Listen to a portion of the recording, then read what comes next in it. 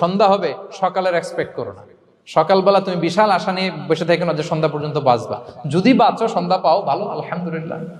না পাইলে রবের সাথে সাক্ষাতের জন্য রেডি, তাও আলহামদুলিল্লাহ। ঠিক কিনা বলেন?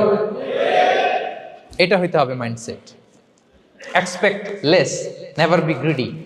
প্রত্যাশা কম রাখেন, আপনি হ্যাপি হবেন। কিন্তু আমাদের মধ্যে অনেক এক্সপেকটেশন, যেটা আমাদেরকে কষ্ট দেয়, অসুখী বানায়।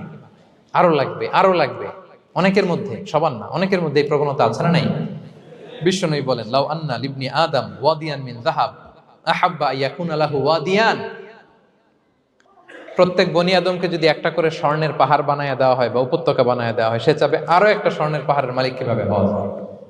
আচ্ছা বলেন তো, একটা স্বর্ণের পাহাড়, এটারে বেচা খাইতে খাইতে আমার 14 পুরুষও খাই শেষ করতে পারবে? তার একটা দিয়ে আমি কি করবো?